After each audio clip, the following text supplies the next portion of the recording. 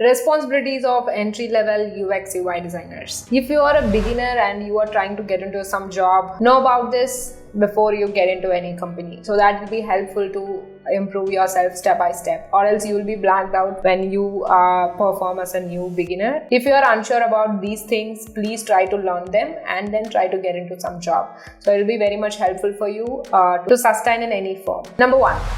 Doing the research. You should practice yourself on how to do a proper UX research. So without these, even though you work on any designs or even though you work hard in any company, that might not be talked about because you don't know about its previous journey. So know the product before you work on it. And talk to the users. You'll get to know about their background, demographics, their age, gender, where are they from, their status, and whether they are single or married, and how they came into the picture of this research and why are they using this particular product. In case if you are doing research for something, you should know about the audience first. Know about the users, target audience, their motivations, their pain points, emotions, and their life goals, what they are really trying to achieve by using this product. Know all this before you should be doing all this in the research.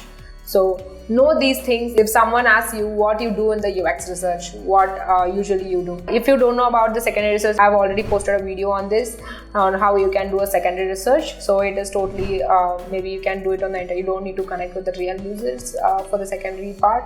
So you can directly check on the internet about the product and about their competitors, how they are standing out and what is its growth then and now. So the journey of the product. You can look all these things in the internet itself, so you can get it from secondary research. When it comes to primary research, you should find your users and segment them, find them as a target audience, and then do a proper research about them, know about them, talk to them. All these things happens here in the research part. Number 2 is wireframing. Absolutely yes, you should know how to wireframe a product. If you don't know the basics of wireframing, then it's very doubtful to get a job. So even though if you go inside, like, you should be able to understand someone about your concept before designing. For that, wireframe is the only way to go with. You should just like scribble, just know the basics of wireframing, how you can show the image, how you can show the text, and how you can differentiate the icons. So you are not going to draw exactly or write exactly what is going to be in the design. So it is just a mock-up. For that, how you can present them.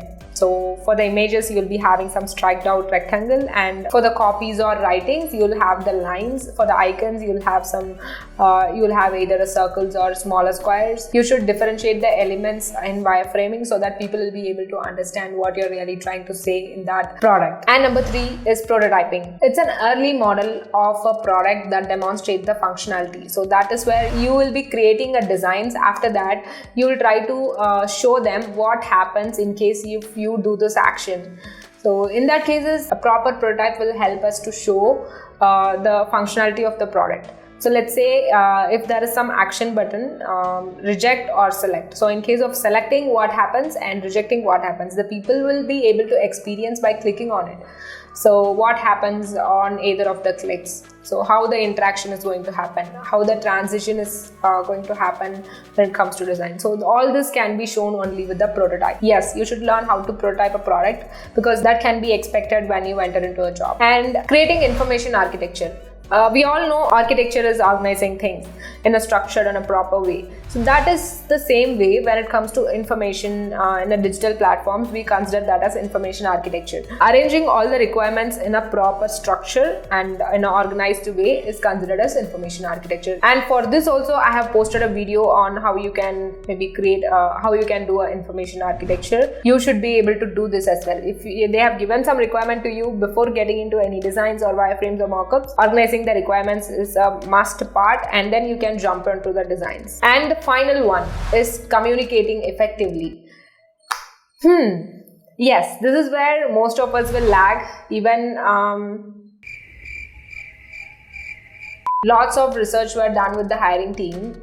From that, what was the output? People are really talented, but they are struggling to communicate what they have done in their designs. Even though we can understand that just the communication issue or something, but still we doubt whether that is their real project, or someone has done their project, or they are just presenting in there. Lots of research is done connecting with HR teams to know how what is the real difficulties they are facing in hiring a good candidate. So how do you find whether they are suitable or not? The first one is their resume that we get attracted with, and based on that we try to select few of the candidates, and after filtering them we'll try to connect with them first to check their communication, and then we get to know about their technical skills. In the first round, most of the filtration will happen. 50% of the people will get rejected, and after that selected candidates will be asked to present their projects or show their projects and explain them in a proper way. In that cases, that's where the people lack to do it. That's where